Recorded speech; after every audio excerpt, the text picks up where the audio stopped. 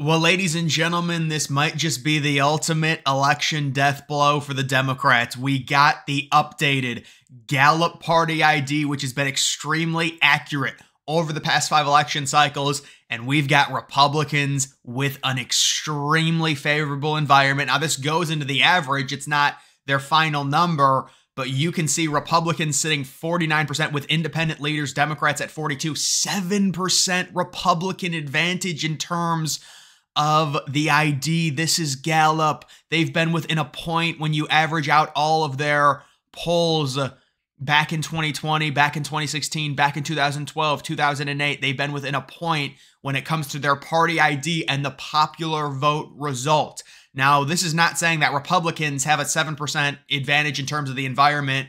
This is just going to go with, with the overall averages. You can see I recently talked about the poll that they had from September 16th through the 28th, and it was +4 Democrat advantage. And I'm just going to read what Gallup said. This was the article that they released with the new numbers. The title is 2024 Election Environment Favorable to GOP. Bottom line, the political environment suggests the election is Trump's and Republicans to lose. Nearly every indicator of the election context is favorable to the Republican Party, and those that aren't are essentially tied rather than showing a Democratic advantage. This might be Gallup's final poll, or one of their Gallup is basically saying this is a pro-Republican advantage in terms of party ID. This is basically a lock that, no, I don't want to say that. This would be a major deviation if Trump somehow loses this election. Major deviation when you look at how accurate Gallup has been when you put party ID with the popular vote. They've been within a point. If they're saying this is a plus Republican, like a +2 Republican advantage in terms of party ID, like the environment is plus Republicans, like +2 Republicans or +3 Republicans. Oh my goodness, this is going to be a trouncing, folks. This is amazing. Oh yeah, this is what we wanted to see from Gallup. This is exactly what we wanted to see. And we've seen it. We even had that outlier that I talked about that had Dems +4, and I said it was crap. Well, their new one has Republicans +7. You don't love that there's that much of a difference there, to be fair, but again, they've been very accurate in their history in terms of comparing the party ID to the final popular vote number. And look, I don't know if Trump's going to win by 2 or 3. That in terms of the popular vote, that seems pretty crazy. Maybe Gallup is a little bit more wrong this election cycle if they do have the final average Republicans +3, because, based on their history, Republicans would win by at least 2 because they've been within a point. But, even if even if they're off by a bit, I mean, they could be off by 3 points and it would still be a very easy Trump victory. Like, these numbers are crazy. And this is a death blow to liberals. And I mean, it's so obvious with her campaign and what they're doing now with her going on Fox News. I think this could be another death blow to her campaign going on Fox News. This was not something that they originally wanted to do. They're forced to do it because all the Obama people took over and said, you got to start going out there and doing things because you're losing all your internal polls. And I mean, even when there's a good Harris poll, the crosstabs are so horrible. It's not even like the crosstabs are okay. You can kind of believe it. Like, they're so bad that it's just so hard to see Harris winning this election. Like, genuinely, it would have to be like some like Gallup would have to be historically wrong when they haven't been in the last 5 or 6 election cycles. Like, it would need to be crazy for her to win. And again, even the polls that are positive, which are just normally general election popular vote, they're just, because remember that poll that I talked about earlier today, it had a +7 Dem oversample. Gallup is saying it's a +7 Republican environment. Now, that's just one poll. Overall, if you average it out, it's probably +2 or +3 Republican, but still, that is crazy that you release a poll 3 weeks before the election saying there's a +7 Democrat, environment in terms of oversampling. It's just not true at all. And why would you release a poll like that? Any Harris poll is crap, and it's from the crosstabs. If you want to argue that's a good poll, there's just no way. There's no way.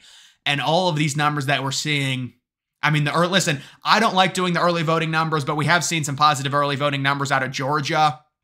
You can see breaking Harris campaign pulls back Milwaukee, Wisconsin advertising and diverts to Philadelphia amid concerns of lagging turnout. And so you could say, well, they're very worried about Pennsylvania.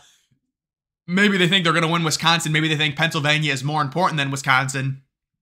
Sorry, I was drinking something a little bit ago, trying to digest it. But Pennsylvania, I mean, listen, they're moving away from Wisconsin. I think she's going to lose Wisconsin by probably 2.5 points, maybe 2 points. You've got some more polls.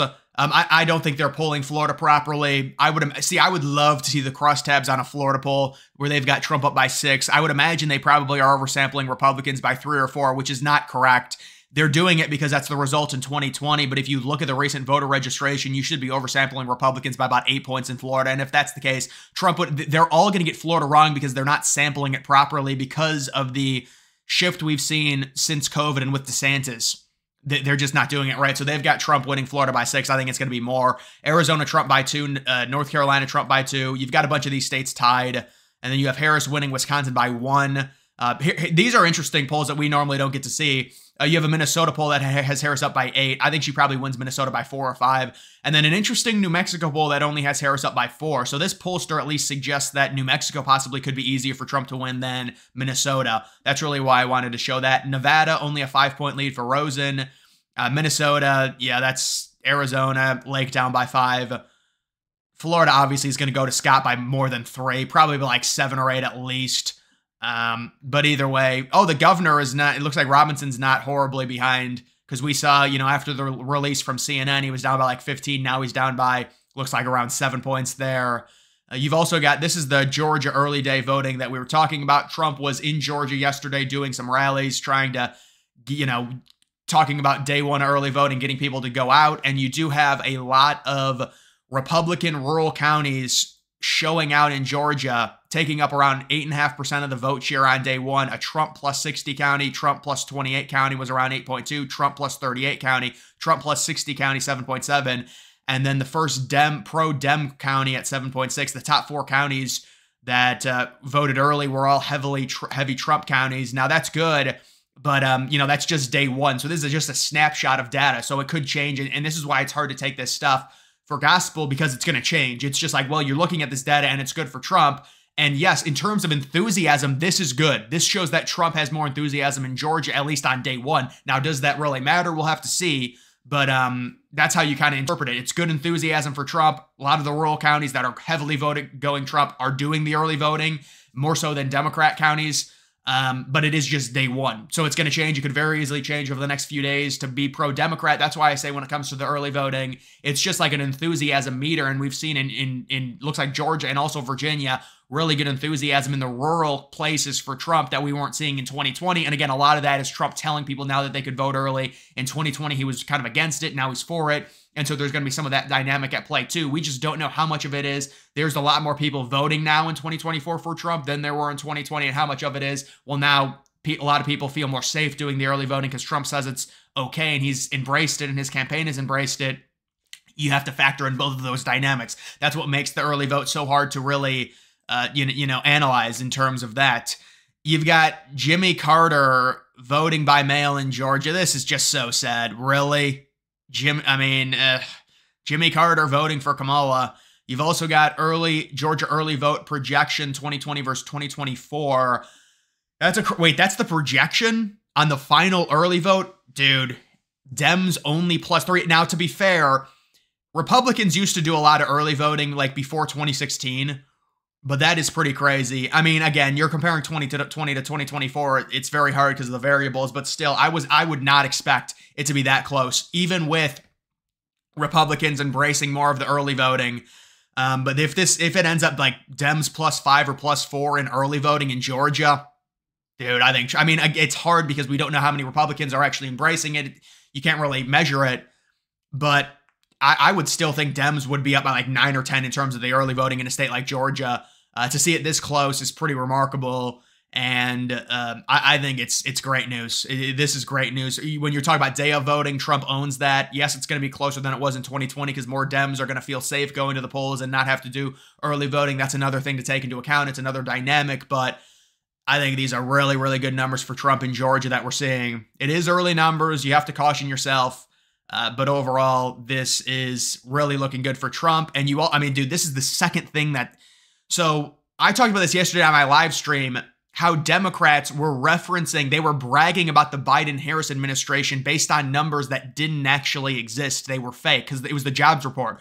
Remember, they talked about all these jobs they added. Number one, pretty much all those jobs, or a lot of them that they reference, were just added back from COVID. COVID took them away, and then they got added back when the restrictions became less severe. And remember, the Democrats were the ones that wanted the hard restrictions in the first place, and they wanted Trump to shut down the economy for months and months and months because it would give them a better chance to win the general election in 2020. That's neither here nor there, but that's just the dynamic of that. But then they lied about all the jobs that they got. Turns out they made an error, and they didn't actually gain all those jobs. Well, they were bragging about gaining all those jobs as part of the reason why Biden was doing a good job for years. Those jobs didn't exist. They corrected and said, no, those jobs actually, they made a mistake. And now the same thing is happening with crime between 2021 and 2022. They decided to update it, and apparently there were 80,000 more violent crimes than in 2021. And this goes back to the whole thing where the Biden-Harris administration allowed municipals to not have to report the crime that they had, and there were a lot of places that reported zero crime because they didn't have to report it, and they were like, oh, these numbers, the crime is down because they're not reporting it. With liberals, I just like this whole thing with crime being down. It, like, when you look at their ideology now, isn't that deemed racist? Because you're implying that there's better police presence. Don't they hate police? I thought liberals hated police. So if crime is down, then that means they're doing their job. So it's like, I don't know what these people believe. You've got people going in stealing stuff out of, this is how these people live. They allow you to take stuff out of stores. And now in all the Democratic counties, you go into a Target and it looks like, it looks like a Florence maximum, prison in Colorado, maximum security, because you can't take anything because of how bad these places are governed and how terrible they're run. And when you're soft on crime, you enable this stuff. And then they brag about the crime being down, and then you update the numbers. And this is the second time they've done it. They brag about things that are not actually real. The jobs were not added. It was an error. They were bragging about it. They're bragging about the crime being down. I thought they hated police. Aren't they the ones that hate police, I thought? But it's like they talk out both sides of their mouth. But no, now they love America, guys. Guys, don't worry. They love America, the American flag. They just think all of our founding fathers are racist white men and they want to burn their statues. But no, they love America. Remember, I bet a lot of people have heard this one, the new gaslighting tactic from the left, and so many Republicans fall for this when they get into debates. Don't fall for this. They'll say, oh, Democrats are more patriotic than Republicans. It's pure gaslighting. I wouldn't even discuss it with them. But that's what they do now. Either way, guys, that is going to do it for this video. Make sure you follow me on X. Link to that's always in the description.